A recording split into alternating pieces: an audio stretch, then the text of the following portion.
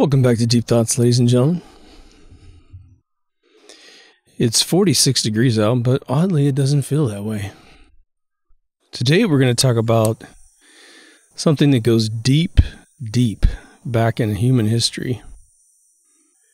And something you can strive for every single day and make a really cool game out of it. Because the gifts will keep coming. Every single tiny increment of progress you make in this particular realm, and this is to achieve what I'm going to call the absolute mind. There's a brand new video game species that have come out on the cell phones, especially, and iPads and what have you. This technically kind of happened in games like Diablo back in the day, or it technically happened with games like SimCity. But a lot of games nowadays just go forever, don't they? You just play them forever. And you just keep building and building, like World of Warcraft. You just keep building up your characters, getting more levels, getting more stuff. And even though expansions come out, your character still starts out with a lot of good stuff. And the harder you worked in the previous expansion, you start off with a lot of goodies, making the new one a lot easier to do. But I've been playing this game called Lumber Inc. And it's a good analogy for what I'm going to talk about here, which is that you play this lumber mill and you get it up to the peak point, and then they go, hey, you graduated to the next lumber mill. And so you go, what the hell does that mean? You push a button and it goes all the way back to blank. All your progress seems like it's gone. Except your little worker bees, if you leveled any of those people, they stay leveled. So it's a little bit faster, but then your objectives are a little bit harder. Very traditional mechanism inside video games. Why mention that in the middle of this thing? Because I haven't even defined what the absolute mind is. Here's the concept. And again, if you're a deep thinker, this will be candy for you to eat every day in everything that you do. And it's sort of a nice side game you could play in real life with your brain, regardless if the world is good, the world is bad, whether it's creative, whether it's logical, you're going to have a blast. Everything you see, touch, smell, and think is going to contribute to this game and the leveling thereof. The reset of the game goes like this. I think most of you know implicitly that you grow up either a predominantly left brain person or predominantly a right brain person. You're creative. So you're either logical or you're creative. Some of you, because of your loves in life and your exposure to things, which thus turns into your loves, which is your purpose, you might end up on a path where you're sort of pushing each one of these up at the same time. What ends up occurring when you get into that realm, and this was the story of my life, because I was an artist and I was this little engineer. You know, first it starts out with Legos, then it gets into programming, then building electronics and all kinds of stuff, is that I was a late bloomer.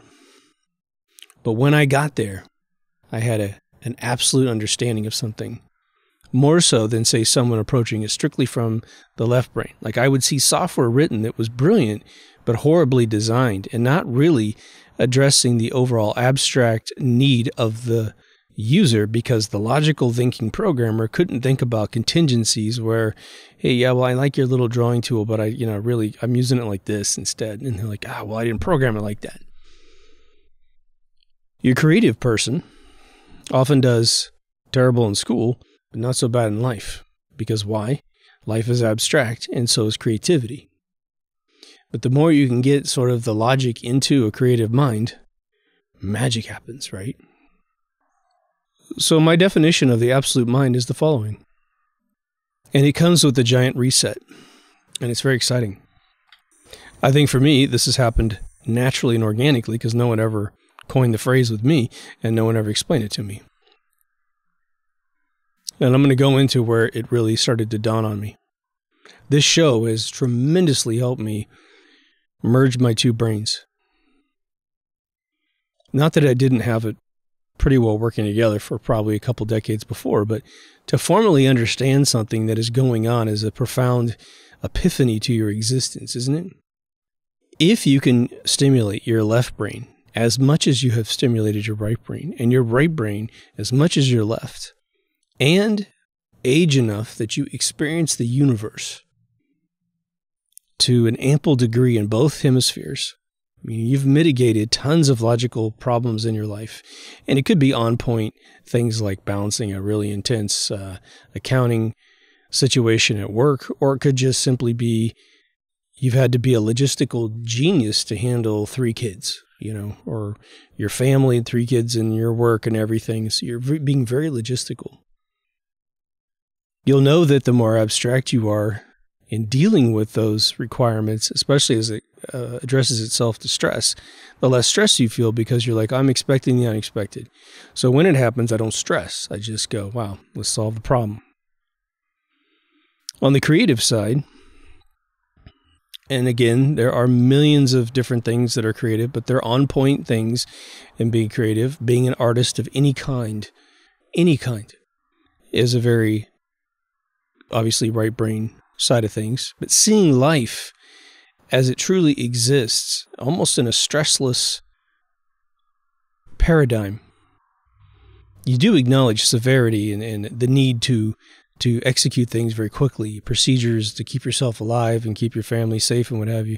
But in the end, you're sort of that Spicoli guy from Fast Times at Ridgemont High. You're just like letting it happen, man, you know?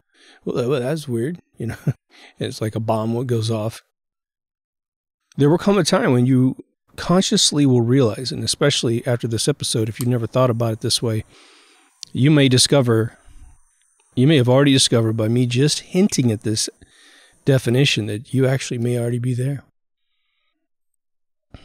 But there comes a point of this harmonic between the left and right brain. We talked about the sympathetic harmonies where they weaponized, you know, using one frequency in one ear and one frequency in the other ear, and it creates a third frequency in the center of your consciousness inside your mind, and they can create 7 states of consciousness as of 1967 via a DoD experiment. But in our realm, it doesn't have to be evil, right? It can just be, wow. The Brain.fm product I recommend to you guys for meditation and really just easing calming your mind while you're trying to do something very intense. Every single person that's ever had the temerity to download the app and try it out, especially with headphones, they've immediately come back with 5-star ratings. They're like, oh my God, this totally took down my stress for the day.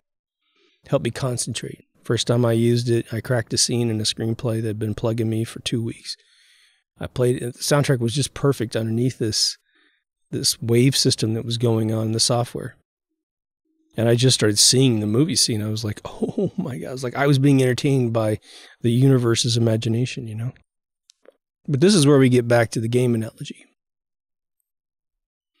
When you consciously realize that you've got both these hemispheres harmonizing together, metaphorically, the image that I want you to see in your head is that you have sort of this more geometric rattling of electricity, plasma energy on the left. It's making all kinds of spiral graph, very geometric electricity going on.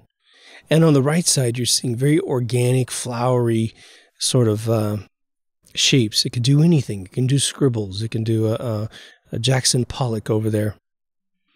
And they're going, and they're at certain levels of energy. There's certain levels of diameter based on how much you put individual thoughts into these 2 hemispheres. But when you're raised initially, especially as society matures now and gets rid of the right brain, which allows you to see through the emperor's clothing phenomenon, right? They start to harmonize together. And there's almost like a portal into your brain in that room over there, and there's a portal into the room that's this brain over here. And when they go together, what ends up happening is, if you've ever seen the finale of Dark Crystal, it's like the Skeksis and those smooth dudes coming together to make a third person, right? There's a hole, and it's a new portal into a brand new world, which is your absolute mind. And the things that you can conceive of within the absolute mind can't fit in the other 2 rooms. The other 2 rooms can't contain them because they have to be pure and the logic or the creative side. Now, I realize, technically speaking, that some of you could go, oh, hey, man, that whole left brain, right thing was, some kooky German psychologist back in the day making shit up.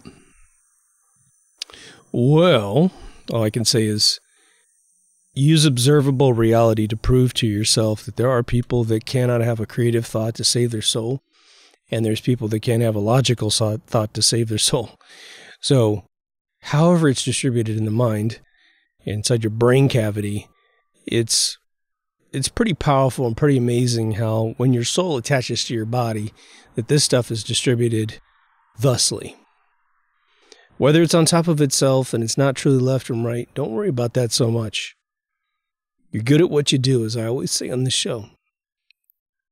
So if you do a lot of left thinking, you're going to be left prone. A lot of right thinking, you're right prone. You can, like I've said in several episodes where my writing mentor found me in 2007, he said, man, you're way too left right now and pragmatic to be good at executing the ideas that you have that are very creative. And he was right. And I had to go back into the art realm of my life and really get back into my writing and really just massage my brain. It was like riding a bike for me, because I had been there most of my life, but I was also running a game company at the time. So I was in sort of the logistical operation of the company, sales, all that kind of stuff. The thing is once you start having these new thoughts, they will feel more complete to your soul. They'll be more three-dimensional. It will be an illustration, almost like a dream. Instead of being a two-dimensional painting, it'll be a three-dimensional world that you suddenly live in. Many of you who have, quote-unquote, awakened in these last couple decades here, at whatever interval, you will know that for the very first time you saw whatever side you weren't seeing. And all of a sudden, you're able to start thinking about the stuff that you found, because in the past you weren't even looking. And when you start waking up, you have pieces and parts. It's almost like being an archaeologist, right? Now, let's take archaeology as an example. To be a true archaeologist, you should go to school, I guess, or be mentored by a genius who's going to teach you how to dig out a hole and not screw everything up, to grid everything out, take all the photographs, try to make sure we understand what grid we're working in, we find things so that as we reconstruct the history, we can prove to those who are observing where we found the pottery pieces or the knife or whatever it is, right? However, even without a giant education in that, someone could say, okay, in that corner right there, you see that pottery sticking out of the mud? Yes, sir. Yes, sir. Okay, here's what we're going to do. You're going to use this brush. You're going to use this thing. And I don't want you ever using a digger because you don't know how to use one properly. So just use your fingertips because they're very sensitive and you're not going to do anything aggressive. Your fingers are not stronger than the pottery. But if I give you a knife, the knife is stronger than the pottery and you could hurt the pottery. So here's what I want you to do. I want you to slowly, calmly pull out every little piece. Be very careful. Here's a little sifter box for you. Put all the pottery pieces that you find. We're going to go down 6 inches over the next 2 weeks. If you get there earlier, there's no penalty, but just be careful. Then we're going to take a break from the dig, cover it all back up again, go off to this facility, and this pottery thing that you dug out, we're going to show you how to clean them off safely, all the little pieces and parts, and then I want you to try to assemble them into something that is logical. We need you to find all the edges. And then another group will come in and truly, truly deep clean them and put them all together and glue them together because you're not qualified to do that part yet. You could execute those little things. That's like finding truth, isn't it? You're not an expert, but it's pretty damn logical. They told you your whole life that A connects to B and that B connects to A. And then when you finally start doing your research, you're like, I don't think so. I don't think my government really gives a shit whether I'm healthy or not. Never in world history has any government truly ever cared about its people unless the people were a commodity, that they were the equity to achieving some other bigger goal of the country. Then they protect the people so they can fight their wars. As soon as the war's over, you come back without a leg and an eyeball and half your face is blown off. Well, you got to get your own health care. Screw you, right? But this also festered in me because of the Pyramid Code special that the BBC did, aired it, then they yanked it, then it got broadcast on YouTube. The whole thing was uploaded kind of low res. Then it got popular enough and Netflix got desperate enough, they re-aired it in high quality with some licensing deal. Too bad you can't see The Great Global Warming Swindle on Netflix.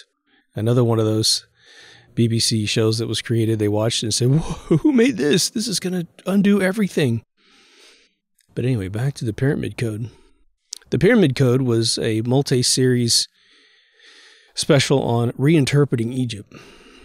And in terms of probably the Egyptian historians, it is most likely the biggest group of blasphemy out there because they started putting things together, although they did miss the fact that the pyramids aren't in the hieroglyphs, but we'll just overlook that for now. So they had an electrical engineer go look at the pyramids. They had a guy who was an erosion expert look at the soil around the Sphinx. They had another guy whose background was Egyptology, but he was, I don't know if he has a degree in it or not, but the dude is brilliant. And he went off and looked at the temples. But he also ended up coming back with one of the most profound epiphanies, of which I talk about on this show from time to time as I touch the Egyptology subject matter. But this shows you how old this theory could be, if this gentleman's correct.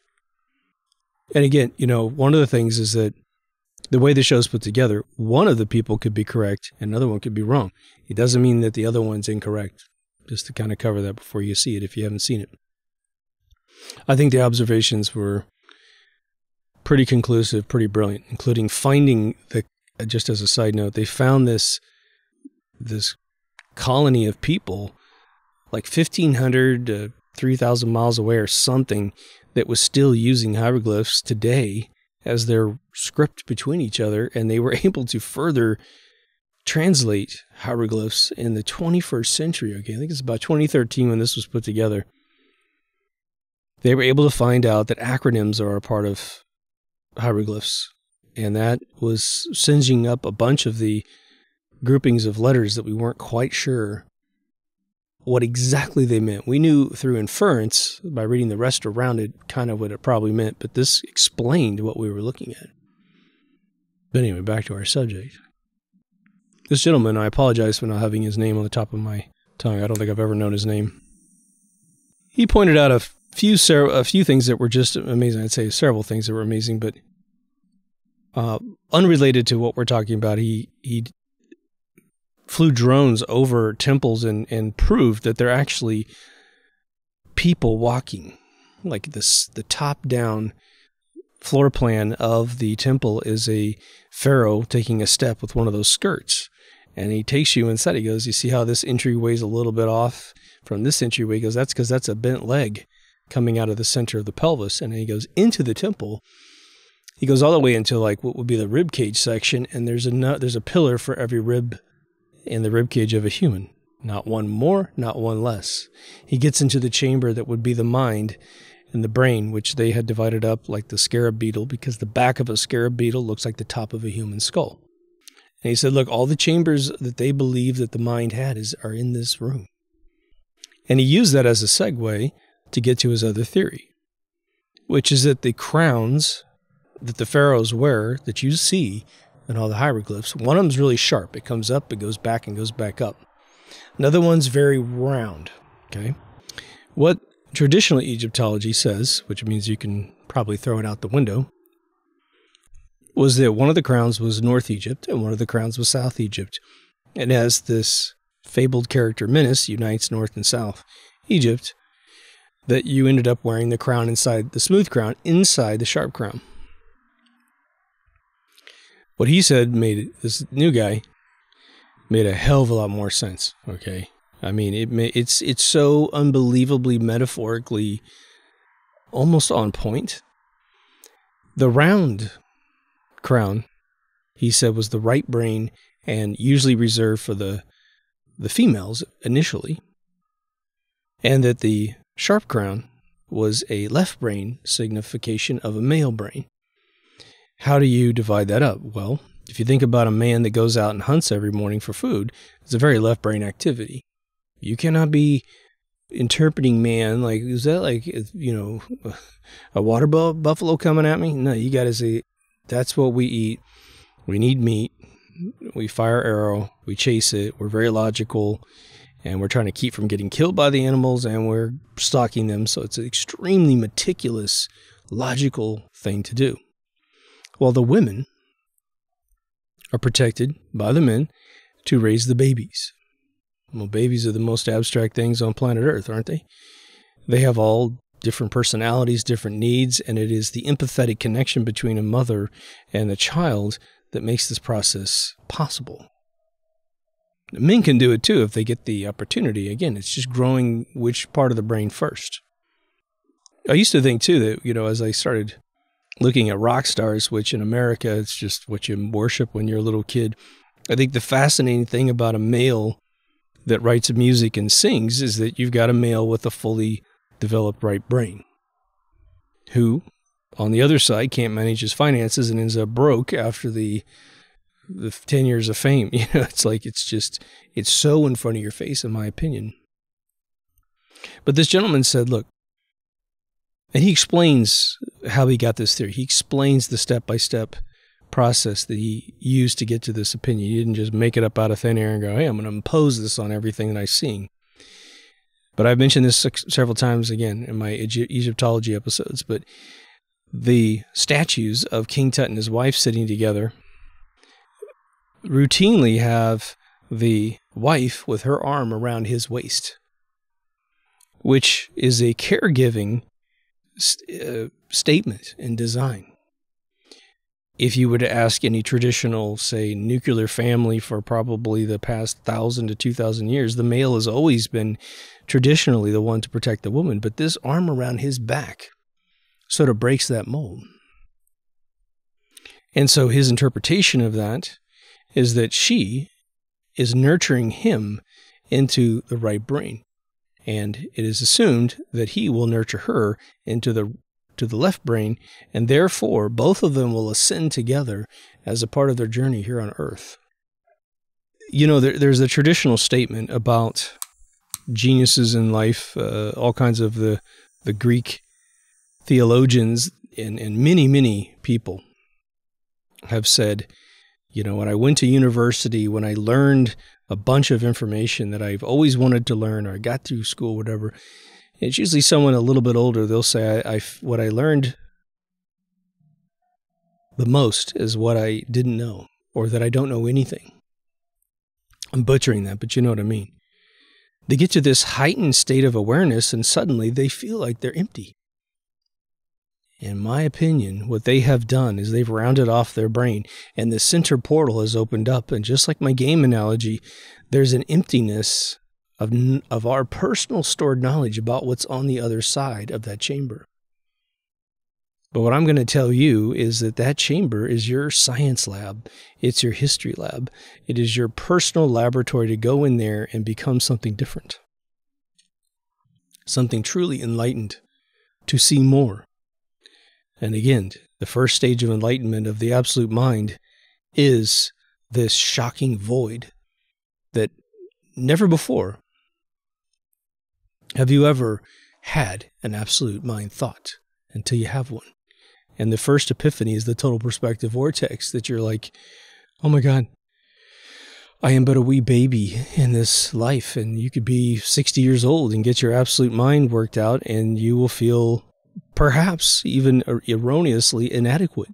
It's not the truth, but because you're being real with yourself, because you have achieved this level of self-awareness to even know that the door opened, that you're not going to boast that you see more than you see. It's almost so crushing to the soul, and I think a really good way, once you frame it correctly, that you're being honest with yourself for the very first time. Because as you were digging around on the left, you're survival. Digging around on the right, you're trying to achieve something you never achieved in a creative realm. And you have to bullshit yourself, you know, if you're getting into a gigantic project. Sure, I can finish this project. I've never done anything like this in my entire life, but yeah, of course, that's the next thing I'm going to do. Logic can do the same thing. What's interesting about the absolute mind, because you're probably wondering, okay, dude, we get you. Give us some examples. First beautiful thing about being in the absolute mind is the following. And again, there's a bunch of you that have already gotten through this portal. You've already had that feeling that you didn't know anything. Let me ask you this. This is a test to see if you've got yourself inside that chamber. First, you have to have that experience. You realize you don't know anything. And it's not that you don't really know everything, know anything at all. It's just that the new species of information that you're getting is so beautiful and so complete. It looks like nothing you've ever seen before. So it's humbling. The next phase, in my opinion, is that now you aren't a child when you have this epiphany. So you're surrounded by all your stuff. You're surrounded by your previous education. You still have all the trade skills in your brain that you used to make a living. You have all the interactions with human beings that you've been using to survive. You have your own thoughts, which allows you to exist in your own body without going crazy. The absolute mind lets you reassess everything you've ever done. And it'll be like you'll walk out your backyard and look at a flower and go, oh my God, they always said stop and smell the flowers. And I never got it. I thought it was a fruity hippie thing because I'm a left-brainer. And oh my God, that thing is beautiful. You know, it's like you'll start seeing things like you've never seen them before. I think, I'm just speculating here. So I mentioned this, I don't mean to be dropping pro-drug comments in here, but before I took my first trip on acid, I was asking some of my big Hollywood buddies, and I don't mean to drop that, I'm just saying that they've done a lot of this stuff, and so I was like, I need some people I trust to tell me what this is going to be like, because it's a little freaky. They tell you about bad experiences, which I never have. But my writing mentor told me the best thing. I said, you know, how would you describe the experience? And it'd been years since he'd ever done it. He says, well, the best thing I can tell you is you're going to start connecting things that you never connected before. And I said, well, what do you mean? He says, well, you're just going to look at something and you're going to look at a chair and you're going to see it as a functional thing. Then you're going to think about the guy or girl who designed it. Then you're going to think about the manufacturer. Then you're going to look at this other thing and there's a connection between some aspect of the chair and the table. And then you look at Mother Nature. That's made of wood. And you're just going to have these, and it's so fluent and so fast. It's an incredible experience. Well, I think that's what the absolute mind does. Perhaps that drug helps one achieve a more absolute mind. Not sure. It's kind of weird. Most of my acid buddies are all very liberal old men at this point in their life. I'm not sure what that's all about. But it's like that when you start thinking clearly.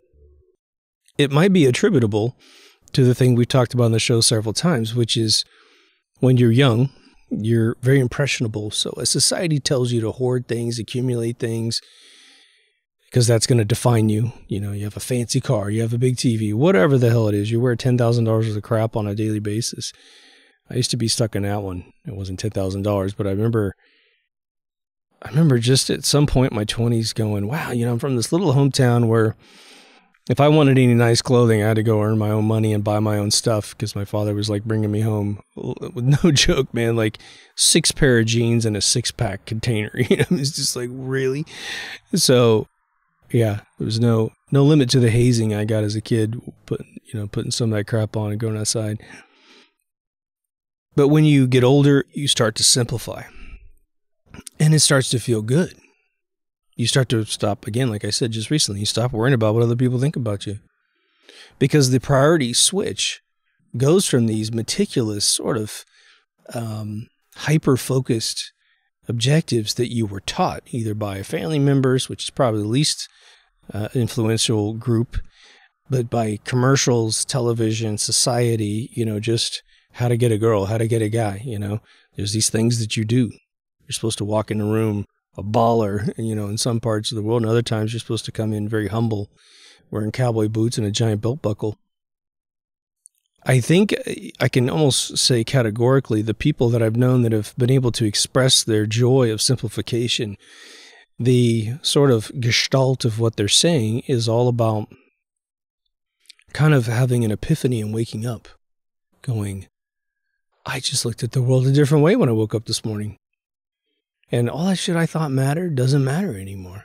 I mean, you know, it's not like it's completely insignificant, but I can pick and choose now, where before I had a chemical trigger to go get that stuff because I was so weaned onto these weird priorities.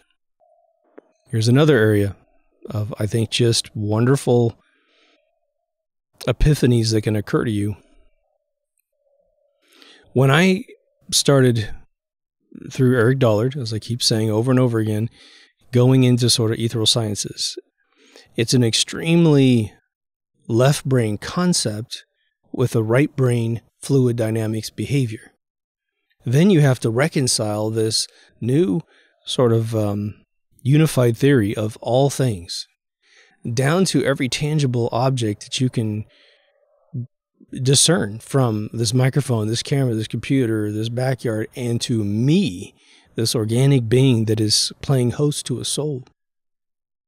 That's a lot of thinking, and that's a bunch of right brain abstract thought process that actually constitutes real mass and energy that is discernible for us to have interactions with. But it's all the logic and the math that actually makes it perform. You know, if I show you some pretty elaborate mathematics, starting from 1 + 1 = 2, all the way up to sort of basic geometry, or I'd say, well, geometry is pretty right brain, but algebra, let's just say. Even though you're looking at the numbers and you're like, okay, yeah, I saw what you said. It's definitely not the way I think. And by the way, I don't use this anywhere in my entire life. You'd probably be right, okay?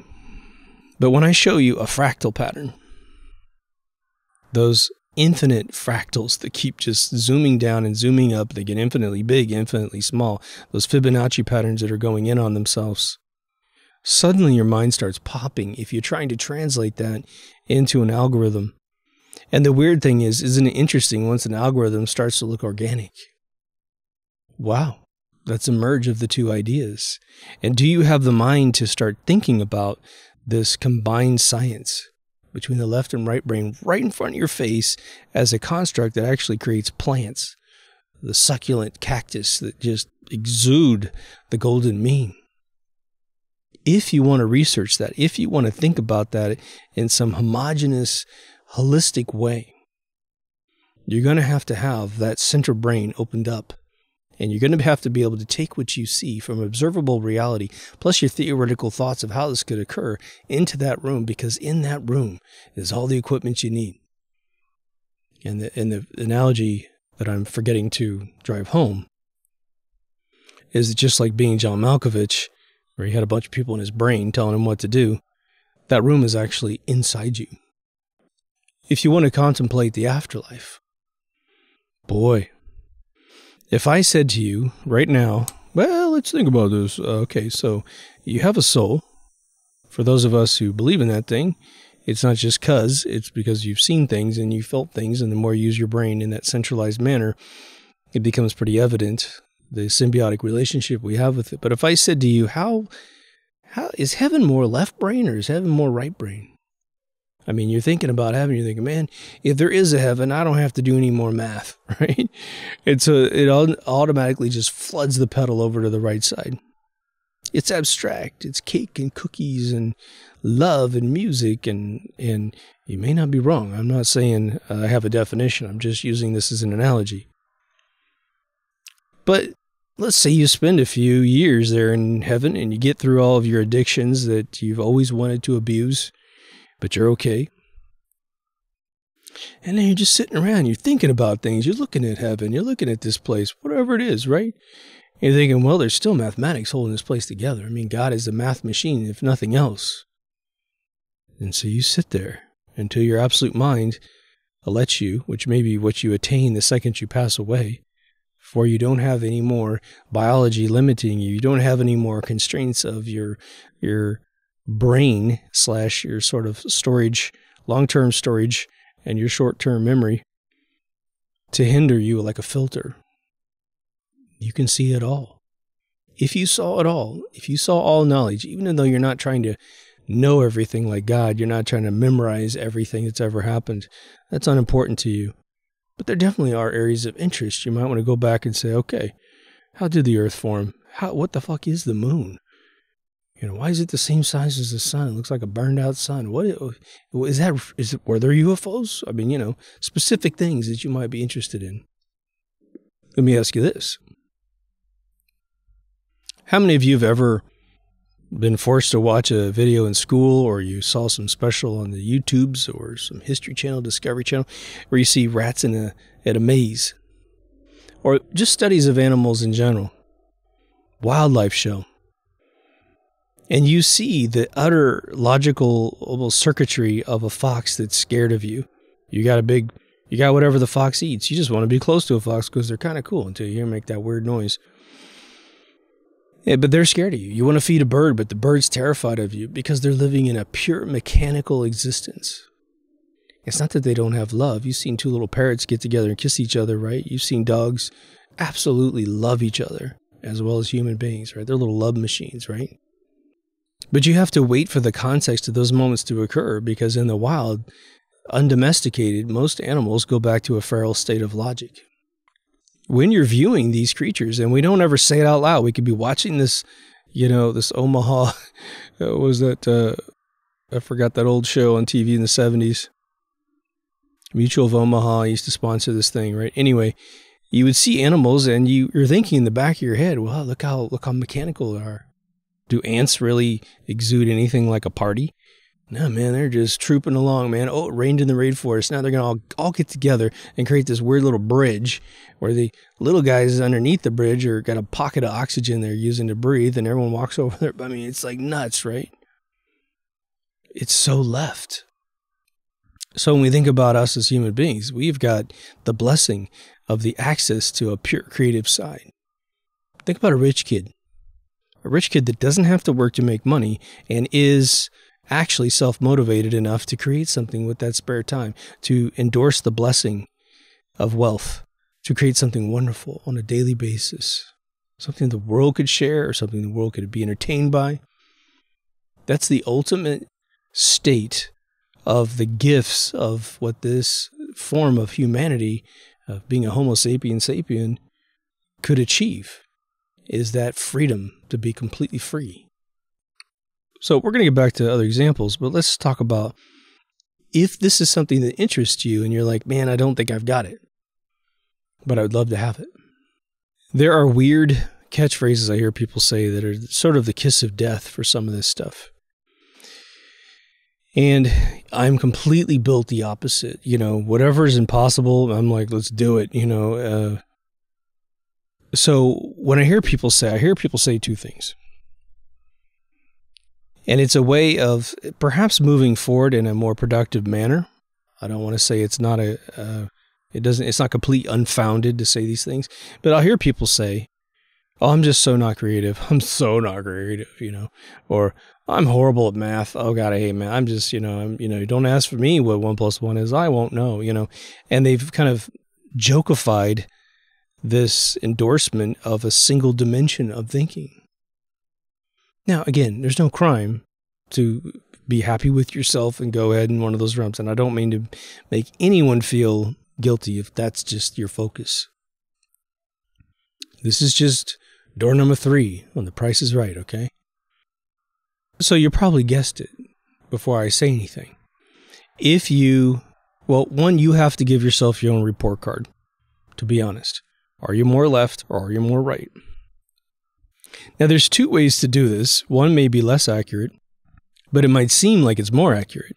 And the other one might be right on point, but a little bit cloudier to discern. You might look at your day-to-day chores, your type of job that you might have. This is the more, of course, this will be a black and white report card of what I am as a human being. For instance, the people who tell me that they are not creative, they can't watch scary movies sometimes. And you go, why can't you watch scary movies? And they say, because I think about it as I walk around my house, the zombies coming at me and stuff. Well, haha.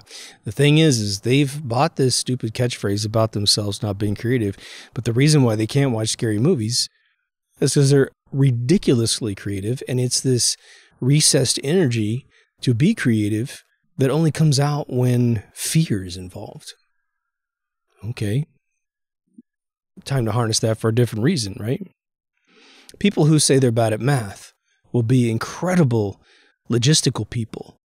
I know a mother of 2 kids. She'll probably say she's bad at math. But she has said that to me. And I guarantee you the math that she does on a daily basis to calculate when to get the kids up, to get them to school, to get to work, and all this other stuff, it's all mathematical.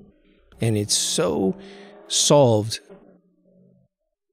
so immediately that she's actually like a little calculator. So if you're trying to give yourself a report card merely by looking at what you do on a particular day, make sure you go to that level. You could be like this brainiac accountant or tax person or some other type of engineer. Maybe you're a mathematician somewhere. And you're going to say, well, I know for a fact that my left brain's off the hook. I get paid lots of money to do this. Or regardless if you get paid money, you just know you're really, really good at that kind of stuff. Another person might be some crazy musician, just amazing creative person, and they're just constantly cranking it out, but not realizing that music is a mathematical equation. And they understand it like crazy. They know how to put together the bars and beats for a rock song, or country song, for a rap verse structure. They know how to play the drums, which is totally mathematical, right? Doesn't matter what instrument you play. The reason why Bach stuff is so different and yet so thorough. That guy, if you look at how many of the keys that he wrote songs to play, he was teaching his children how to play the piano, is how he wrote about it in his later years. The guy had 20 kids, man. 3 of them became master musicians, like C.P.E. Bach, okay? But you get up to Mozart, 100 years later. I don't know if it had anything to do with the environment or the culture maturing and getting out of more sort of functional operations of society. You know, again, once society builds more luxuries, the right brain can become part of the game. Every time you've ever seen cave drawings or those Peruvian illustrations in the desert, without saying it while you're watching the documentary, what you're thinking is, society must have gotten to a good state such that people could spend time putting rocks out in the desert to draw gigantic pictures of bugs and humans and alien-looking people and stuff, to even just carve something on the side of a rock or paint something in some ancient French cave. Well, obviously their bellies were full. The society that they lived in was fine with them doing this. Plus, the thing is you don't just draw perfect the first day, right? And how many times have we seen cave drawings and cave paintings that have any inkling of the evolving artist within a particular generation of a single artist, right? Like, let's just say you had a big cave in Missouri or something like that, which Missouri has tons of caves, and you start seeing scribbles that don't look like anything, and you keep following the cave deeper and deeper, and all of a sudden it gets really good, you know, because the person was crawling chronologically deeper into the cave, but getting better and better at their art. I personally don't know of any art that isn't amazing for the time that it was said to have been created. Now, some of that stuff could be fake, I don't know. Look at the Mayan stuff. Oh my God, there's just the writing. The alphabet is the most complex but also decorative alphabet to exist. Tremendous. We look at hieroglyphs. You have artistic symbols that were translated into phonetic sounds such that instead of having an icon for a dog, it was D-O-G. I mean, they figured out a way to sound it out, to create a finite amount of symbols, to create an infinite amount of language. That's left and right brain pushing together. So whoever created the linear phonetic languages was an absolute mind person. The logic of creating symbols, the right brain of creating expression, to understand the need. We're running out of these symbols. How do we teach everybody in the village all these symbols? I mean, China had to get out of that game because there was no way to make a keyboard on a computer with 40,000 symbols, right? and they figured it out. Japan had the same thing. They carried the ancient Chinese scripture up, writing styles, made their own, and then they found out, oh gosh, we want to be technical, so they created a phonetic version of their language. I know for a fact, as you are judging your own mind to figure out which one you need to lean on, because it's also important to know what you're already good at, because you can leap off, you can use the side that you're good at to get the other side. But we'll get into that in just a second. Virtually everything that you've done in life came with either a challenge that was completely a mystery or a challenge that you'd never seen before, but because of previous challenges, you were like, oh, well, that just seems logical. Or, it's like you have a drippy faucet in your bathroom. You need to get it fixed, but you got to go to sleep. You don't want to listen to that doink, doink, doink. And so you're sitting there going, I need to stop that sound. And I can't just plug it up.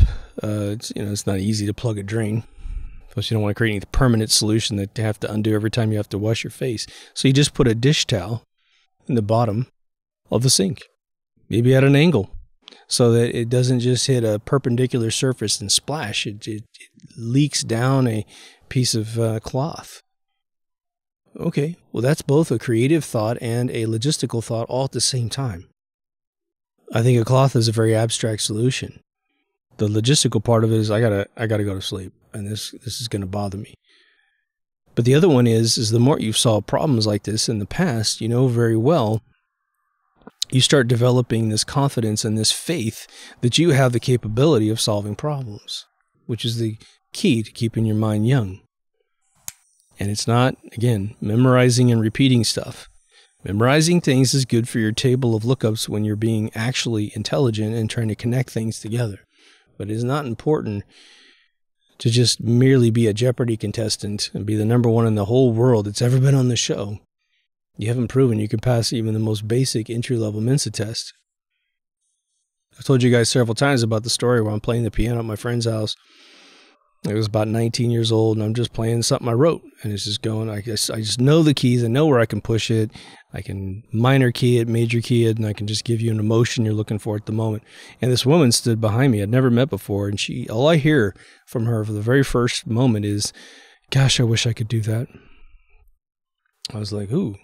And this was a woman visiting who played for the LA Philharmonic. And I'm like, but aren't you that woman that plays, And she's like, yeah. And I said, well, what is it that you can't do? And she goes, I can't write my own music. I said, well, how many pieces do you think you know? And she said, oh, hundreds and hundreds of pieces. And I'm like, can't you just cut everything up into little pieces in your brain and stitch it together and make your own stuff? No, can't do it. Now, obviously, her telling herself she can't is her catchphrase that will keep her from ever doing it. But she had been so left brain recital playing her whole life. Here's sheet music, here's sheet music, here's sheet music. I'm telling you what to think. I'm telling you what to think, right? She wasn't able to be creative on her own. There's a little trick about singing in tune I've shared maybe once. And it is the difference between having an absolute mind about a song and having a left or right brain version of the song. A right brain person singing a song wants to look good on stage more than anything in the whole world. The left brain person is trying to get all the words right and maybe mechanically look like somebody on stage. But the absolute mind is going, who wrote this song? Who wrote it? When did they write it? What are these lyrics about? And this is where you stop singing goofy bullshit and you get into songs that actually touch your heart. And when you sing, you are reliving empathetically this experience that whoever wrote it, and you might know who wrote it, it could be Robert Plant or something, like I sing Heartbreaker. And even A Whole Lot of Love or something like that. I mean, there is a story in there.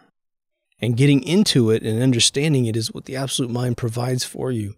It's a full three-dimensional understanding of your existence. And it's a lot of fun. Because again, the game reset. But you reset with your tools, with your mental tools, all sharpened, all ready to rock and roll.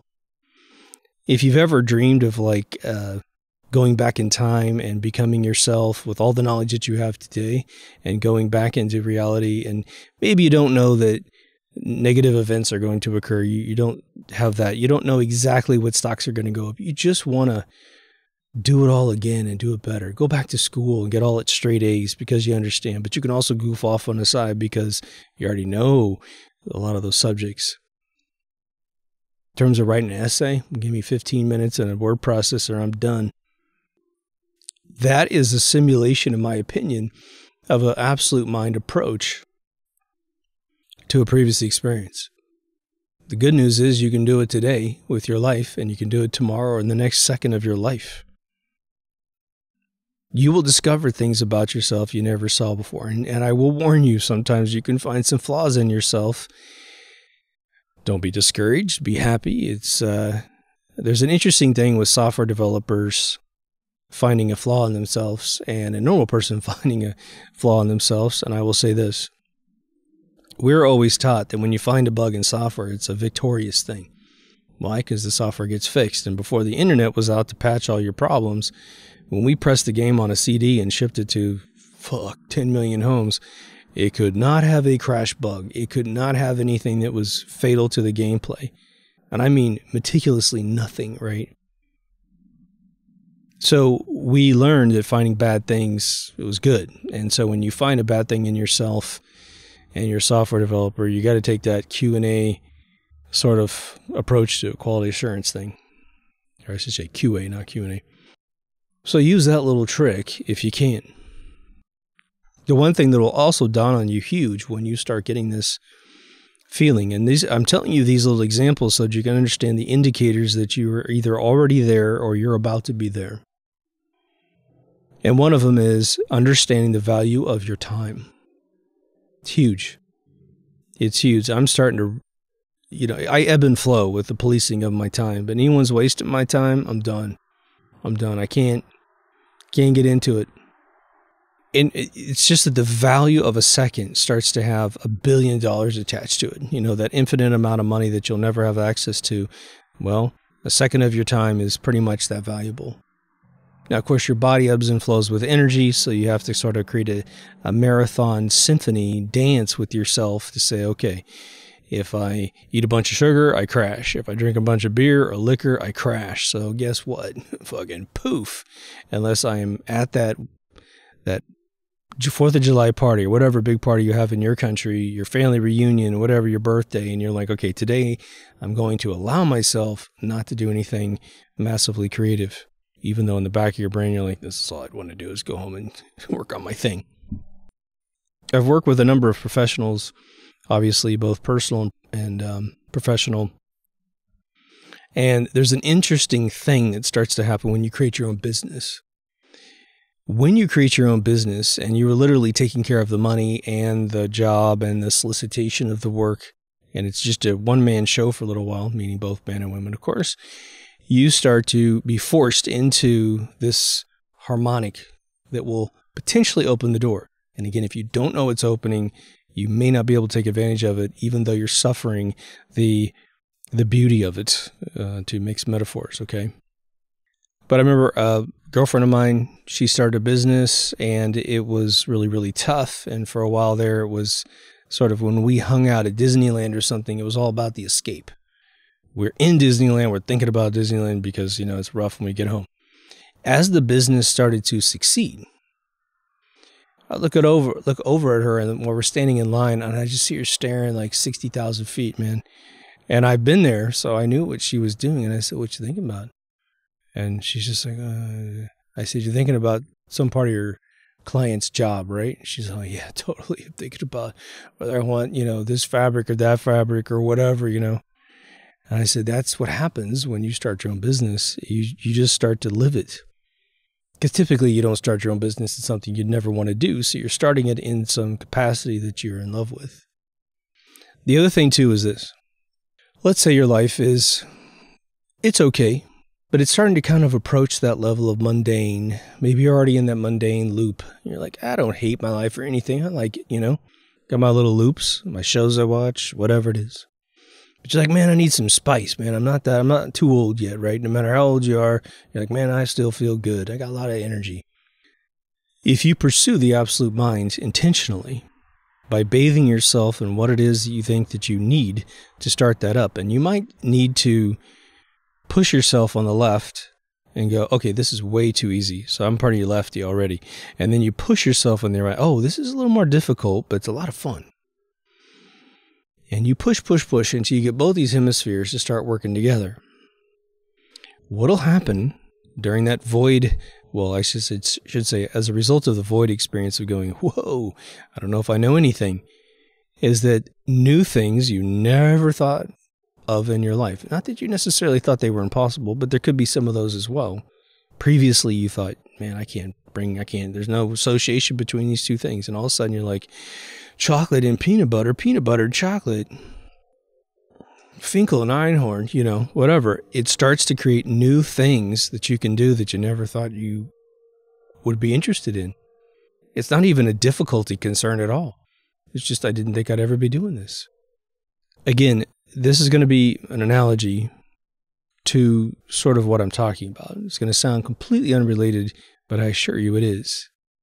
As sort of forces in our planet try to get us to do things we don't want to do, and they're trying to control us more and more, there's a group that's older, I would say predominantly the baby boomer generation, predominantly, of course there's people awake in all realms of ages, they were ready to lay down. They really were, because the government was mostly honest with them in their perception. And so, yeah, why don't we just do what everybody says, you know? The next generation down was the first totally abused generation, with divorced parents being 95% of, you know, every single country, and just you're getting beaten around. We're living in the boom and bust cycles of everything. And because we had to be dynamic to continue to exist in this abused realm, we started building up both sides of our brain because it was necessary to do that. Now, when you tell us a lie, we can see it just blatantly. We know you're a liar just by your body language, your sort of sketchy past. We listen to what you say and then we check it, as opposed to the previous generation, which said, oh yeah, Biden's had 50,000 jobs, you know, okay, we're here, you know. So we are more discerning with our circuitry. Now there's other elements that they figured out on how to completely pulverize the younger generations and indoctrinate them from the very beginning, to make them focus on false crises that don't exist. So they've got them preoccupied with, why do humans like to drink tea, you know? For me, this has become huge, and I'm just a little baby inside this door, in my opinion. I've told you guys about this Infinity Project, which the Infinity Blind Spot episode goes into more detail about that. But you imagine a bunch of mathematics that run the world, but we also have a spiritual reality to our existence, plus we have sort of our abstract, right, brain side of things.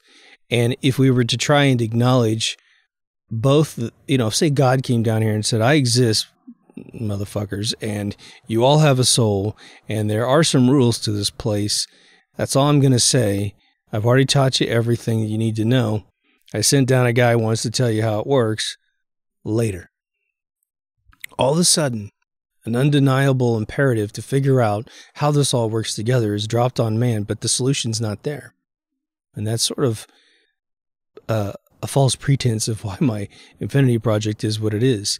It is to figure out a way to deal with the fact that we live in an infinite realm and all metrics of existence, but we also have this very tangible identity that is our soul, and then our sort of instance of infinity, which is our body.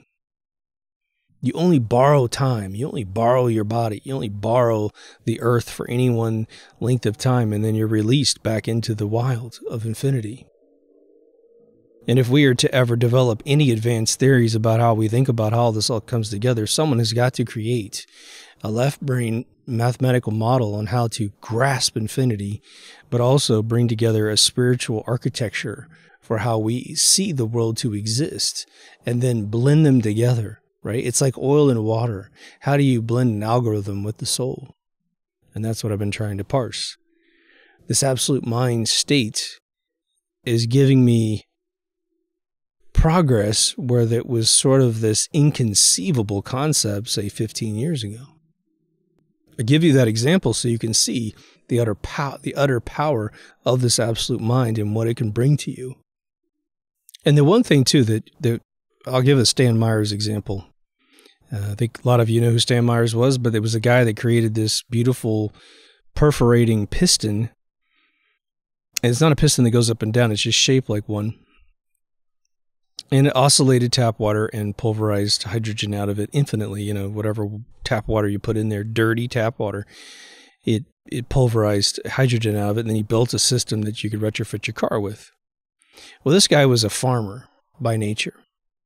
But then he's out there working, and you know he was thinking. He was just thinking about the problem.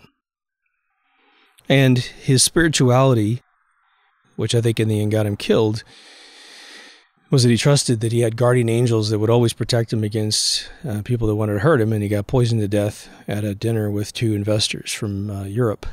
And they think they were Turkish, but no one really knows. And how the fuck they got away, I do not know. But he was given some cranberry juice, and someone slipped some stuff in it, and he ran outside and died, right? So, in my opinion, what happened to him was that the imperative was coming from the right brain, which is to save humanity from all of these energy companies that are basically controlling the entire planet, controlling the value of your money, controlling everything. They have so much money that they have infinite power because man will take money as a primitive mind state. Greed is the only algorithm you need to breed in a man to turn him into a killing machine, period. Whether it be a mind killing machine or a physical killing machine, they'll become the sociopath for greed. He didn't have the greed necessarily. He did want to get paid for what he was doing. But he went off and did a left brain thing as a result of his right brain imperative. He had a very godlike spiritual right brain and brought it all together and was able to do something that you can look up the schematics for and do it in your backyard. Just don't let them catch you because they'll come after you. When I started thinking about the pyramid code analogy, what started to occur to me was that we don't talk about the absolute mind ever existing in any way, shape, or form. And if you know of another study or another philosopher that came up with a centralized term, please drop that on me. I'm sure they have. But I was listening to this guy talk about the Egyptian husband and wife coming together. We don't have, at least in my whole history of my life and research, a word for it, and we don't have any educational expectations of what that would be like. So they're wearing both crowns, let's just say, and you subscribe to this theory. It's a great theory, regardless if it's true or not. And so the idea is, what is that mind like? What would that be like to be completely unified on both sides? And when do you, and the thing is, I don't think, unless you're God, you're fully accomplished in the absolute mind, which makes it a beautiful game that you can play for the rest of your life.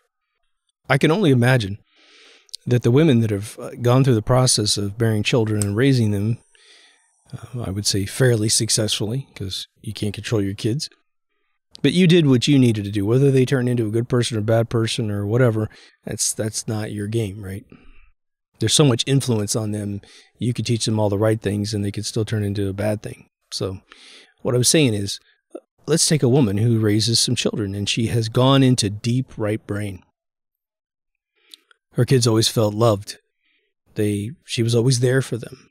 She was almost empathetically there for them before they even knew they needed it. Then she goes out, once they go into school, and she gets a job. And she becomes very successful. Perhaps she even starts her own business eventually. Imagine the amazing feeling, and I have friends that I should ask this, but there has to be this amazing feeling of having achieved both sides of the hemisphere. That they probably, while they were raising kids, doubted necessarily if they could succeed in the private sector, depending on their education, right? A lot of women go straight into raising kids. They don't get a formal education, then they have to get it after. Or they don't need it. They can learn whatever they need to learn to do whatever they love to do. I'm not sure men get that as easily, because there's no logical path for a man to get that unless, again, they are in a very creative sport, something artistic, whether it be music or art or something, making movies or whatever.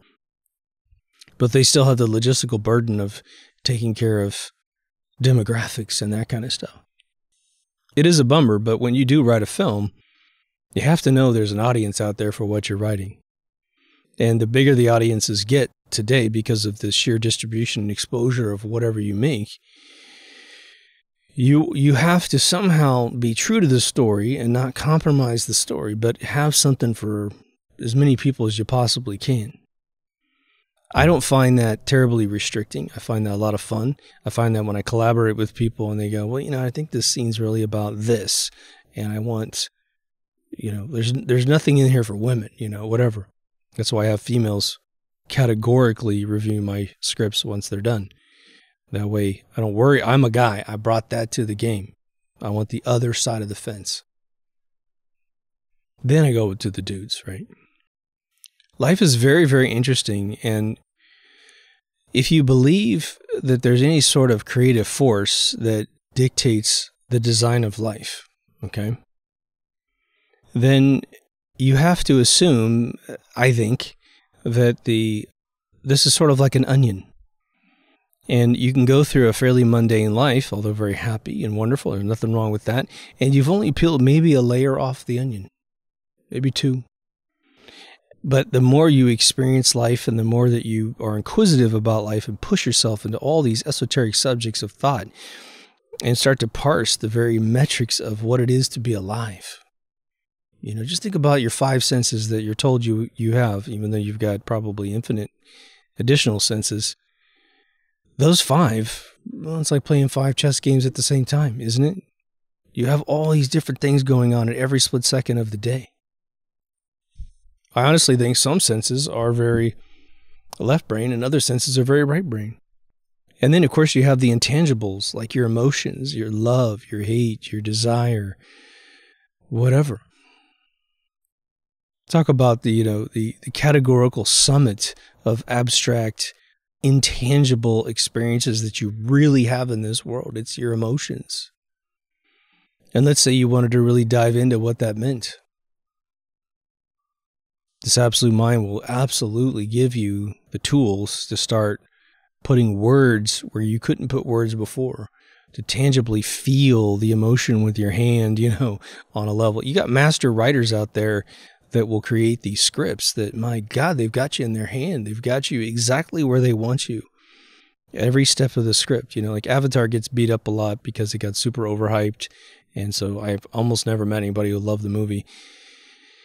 But there's some brilliant stuff. I sat and watched that film, and yeah, I tried to see it twice and got turned away because the theaters were full. And then so I'm sitting in this theater going, okay, here comes this Avatar thing. So I had this sort of, cynical view of it. How could it possibly live up to all the hype? Obviously, graphically, it blew us all the way in 2007. Don't forget that's when it was made. But there's the center part of the film, which if you haven't seen it by now, spoiler alert. When the tree comes down in the center of the film. It's a very gut-wrenching situation. But in order for me, because I was in the pocket, man, I was feeling so verklempt, man. I was like, oh my God, this is horrible. In order for me to care about a CG tree in a movie, the scriptwriter had to perfectly set up the value of that structure to me. What it meant, its deep, deep meaning. And you might attribute that all to a right brain situation, but I don't think it is. I think that it's almost like an abstract tint that comes down to poles that go into the ground, right? So the poles are very right or very left brain that hang onto the soil to hold you down on this thought. I thought it was a masterful moment in the script. And then I saw Doctor Who's Kinda episode 1982, and I was like, oh, that's where that movie came from. I also found out Alien came from another Tom Baker episode. One of his first episodes he ever did. This alien had taken over a human body and laid eggs in it and changed it. And it was like, oh boy, no original thought in this world. Of course, it's all coming out of sci-fi novels I probably never read from the 40s, 50s, and 60s. But It's interesting how that stuff is all gets munched up and rebranded for us and done well, might I say. Now, looking back on this particular show on YouTube, I will say that if you're pretty addicted to this show, because I'm all over the place in all kinds of different forms of thinking, this is probably not a bad course to brute force the development of both sides of your brain, to be honest. I don't think it was an intent of mine to do that. I think it's just a byproduct of how I think. So, it's a longer route maybe than you doing it by yourself, I would say. But if you don't have any logical trails to follow to stimulate yourself on both sides of the fence, I will definitely tell you getting to old episodes you haven't seen, continuing to watch will most likely get you on that side. Even if you don't quite understand maybe some of the more esoteric crap I talk about, even sitting there listening to something that is being spoken to you, unless I start speaking gibberish, your mind is understanding what I'm saying on some level that you may not consciously understand. That's just the way we are when we communicate with people. Haven't you been in a situation where you sit down into a movie that's already in session just because your buddy started it, or you join the cigar lounge while they're playing a movie and you're like, well, you don't want to disturb them. What's this movie about? You just sit and watch, and then you start deducing, oh, okay. Yeah, okay, that's brother and sister. Oh, that must be the bad guy. Oh, no, that's the good guy. And you start figuring it out. Very good experience for your brain. A funny story. People ask me, did you ever watch Game of Thrones? And my answer is, well, yeah, sort of. The dude who was showing it to us bought the box set, and he accidentally, I don't know how you accidentally do this, but the way the box was designed, and this is funny, I think it was like a fold-out box, right? So you had some, chronologically, Americans go to the left because we read right. He was Chinese, and so he grabbed something in the center, maybe the first disc he saw, popped it in, and we don't realize we're watching season 4. And so we're like, what the hell's going on? Am I supposed to understand what's going on? Why are they talking about these past events, So we missed the first 3 seasons. I've never seen the first 3 seasons. But the show was kind of, I don't know, it was pretty boring for most of us. It was just, everybody's a bad guy. So we're like, kill them all. Who cares, man? I don't care. But the other tool you might use is to think about your evolution, your maturation from childhood to pre-adolescent to a young adult to older adult. It doesn't matter if you're even just 20 years old listening to this, you will have probably a more photographic memory of what you did in your teens and your under 10 and under. And if you just watch how your brain developed, how you couldn't see things that other people could see. And the big analogy is your parents could see you were doing something dangerous. You didn't know it was dangerous. And either they let you have the experience and get burned, or they swatted your butt and told you what you're about to do is walk off a cliff. Don't do that, Just on that note, I've got an experience I've said once before on the show. This is a crazy thing that happened to me my first day of school. Probably mentioned about 30 or 40 episodes ago. But it triggered my mind to think more completely. So I'm going to give you this little experience I had as a 5-year-old kid. I think I was 4, actually. I was 4. And you go find one in your mind that's like this. It was sort of a tragic situation that had a good ending. So know that this person's fine now. But it was my first day of school. And so we had the weirdness of being dropped off from your mommy, and you're like, eh. And then you go to school. It's kindergarten, which for Americans back in 1974 was half a day. And you sit with the teacher, whatever. You drink your milk, you sleep on your mat, and then you got to leave. Well, we had done some artwork on the first day. So we walk outside, my buddy and I, and we're standing on the sidewalk waiting for our parents to pick us up. Well, just like a movie, this little fat kid comes up, and I don't know what grade he was in, probably 3rd grade or something. He just walks up and grabs my buddy's artwork out of his hand. We're just minding our own business, right? Straight up Hollywood. Like, I didn't think this kind of shit ever happened until I saw this happen. He takes the kid's art and throws it in the street, which is this brick street. And so he's, we're all like, who's this guy? And then the kid goes, he's like, what are you doing? He goes out to grab his papers in the street. Well, I look to my left, and here comes a Jeep. It's 74, so just do your mouth on what the model was. And it's a blue Jeep, with no top on top, and these two women, a mother and her daughter, who must be in her 20s. And I see her looking over, just like a movie, man. The music would have been great. It's like two different scenes going, It's like the minor key going for the kid and getting his stuff stolen, and the major key for the woman driving down the street. And all of a sudden, she must have slammed on her brakes, is the only thing I could think. But she hit his face with the right front panel in front of the tire. Thank God there was a panel there. And it, boom, hits him in the face and crushes a bunch of the bones in his face, This was my first day at school, right? This woman jumps out of the Jeep. Of course, she's feeling absolutely destroyed. Picks the kid up. And I just remember, I can see it in my head, she's carrying him up the stairs into the school, just screaming, and his face is just bleeding out all the holes in his head, right? And I don't have any knowledge of death. I don't know injury causes death. I just have nothing, but I'm thinking, that's not good. Now, later on, miraculously, man, I went over within the year and to play with him, and he was indistinguishably perfect. Like, his face was perfectly fine. But he's telling me this story about, he says, yeah, they had to fix the bones in my face. And I don't know what he's really saying. I kind of know, but I kind of don't know. He's like, yeah, they fixed my face and stuff. And he's fine. No damage. He didn't lose his teeth or anything that I know of. And then his brother came out with his poop from the bathroom. So that was a fabulous finale to the movie. But anyway, this experience threw like paint into my brain of like, people get hurt. People are bullies. People can recover, and of course it evolved over time because he was just totally injured. But I remember going home not terribly in shock about the moment because I couldn't perceive what had just happened to him entirely. I was four, So if you've had an experience, whether you be young or old, that just shocked you. I mean, we've got tragedies in history going back 20 years. And if the first time you see it, it's mind-blowing, and then the next time you see it, you're like, let's follow the money, shall we? And you start to learn how to think. I know you guys get it. I'm just giving you as many examples as possible, just in case you're responding more to one example than the other. But let me know in the comments, like, have you had these sorts of experiences? Have you hit that rock bottom where you learned so much you realize you didn't know anything? Do you think you have an absolute mind? Have you known this, used a different term for it? Maybe again, someone else has a term for it I've never discovered. And that was helpful for you.